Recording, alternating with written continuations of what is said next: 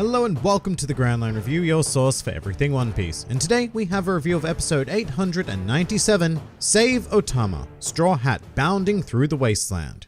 And after God knows how long in the anime, it has finally happened. Luffy has officially reunited with Zoro, and I have to say that this episode had me smiling every bit as much as when this happened in the manga. There is just something ever so satisfying about seeing this pair together, because for me, this combination is really where One Piece all began. Like, yes, everything started with Roger and then Luffy and Shanks, but the true adventure did not kick off until Luffy recruited Zoro. And ever since then, they have been an incredibly dangerous duo, and this episode did a great job of making that clear with the ending. I particularly love Mayumi Tanaka's performance of the line about having to apologize to Kinemon later. It had this incredible combination of mischievousness and seriousness wrapped up into a neat little package aimed directly at the face of Basil Hawkins. And just while we're on him, I very much enjoyed the new direction the anime appears to be taking in regards to his abilities. The aura around his cards gives his character a renewed sense of power and mysteriousness. And this effect was not in the manga. In there, the cards just appear as regular objects as they always have, but I do really like it, and it's getting me pretty excited to see some of the other crazy stuff that Hawkins can do performed in this new manner of stylization. This also extends to the new designated way in which the anime depicts observation haki, which was very present in this episode, having been used multiple times by both Luffy and Zoro, although in this case, primarily for comical effect. The first incident of which was Luffy taking note of the Nidai Kitetsu, which the Crunchyroll subtitles have just decided to call Kitetsu 2, maybe even Kitetsu the second if that's how you want to read it, which is incredibly boring and quite possibly very inconsistent with their translations of Zoro's very own Sandai Kitetsu, which I don't think is called Kitetsu 3. And yes, look, I get that Kitetsu 2 is an accurate and straightforward translation, but this is where the whole pragmatism thing comes into it, because while it may be a technically acceptable translation, I don't think it conveys the pragmatic intention behind the naming scheme. It should really just be left in its full Japanese form like almost every other weapon in the series. However, back to, whatever point I had, Luffy using observation haki to clock the weapon was not in the manga, and it was a pretty damn cool addition to the anime. Because as these events originally occurred, Luffy was just given an outfit and then he appeared with the sword and said, "I am taking this, okay thanks, bye." But instead, what we have in the anime is another example of some intriguingly used creative license. Not only by having Luffy use observation haki to acquire the sword, but more so with the incredibly unexpected guitar riff that underscored that moment. And to be honest, I did feel like the riff was a bit out of place, but that may be because I am just far too used to the established model of what the One Piece anime has been for as long as I've known it. At no other point in the life of this adaptation have directors been given the freedom, or perhaps even pursued the freedom, to add in these little bits of flair, and I am all for that, because as much as this moment may not have worked so well for me, there have been others in previous episodes that have caught me off guard in a very good way. And that is a nice feeling in and of itself. The idea that even though I've read the manga, I don't know exactly what's coming or how it will be portrayed. It is wonderfully refreshing and contributes a large amount to making watching this Wano era of One Piece an enjoyable experience. But of course, there was another addition with Zoro using observation haki, and as I'm prone to doing, I'm just going to need to point out that everything to do with Zoro prior to Luffy spotting him is filler. Very well done filler though, and I love that he essentially used his observation haki for the purpose of spotting Sake. It's a joke that works so well within the world and these characters, but not only that, but these two filler uses of observation haki actually do something much more powerful, and go on to highlight the similarities between Luffy and Zoro, almost entwining their stories before they actually properly meet up, which is fantastic. It shows a splendid amount of creative thought put into filler material that actually has something to offer this series that isn't just artificially elongating it. But make no mistake, this episode covered maybe 2/3 of a chapter, and in the past, achieving such a low adaptation rate would have resulted in an absolute disaster of an episode. But somehow, right at this point in time, we appear to be living in a utopia where we can still adapt very little and still have a great time. But most importantly, it didn't feel like filler. Even I was shocked when I went back to the chapter and realized just how little progress we'd actually made, which is a huge credit to the new age of the One Piece anime. And while I'm here, I'd also just like to give a little PSA. A small group of very loud people tend to get slightly upset when I refer to events that were not in the manga as filler. And that's kind of understandable because filler has primarily negative connotations attached to it. And yes, I could find a wankier term like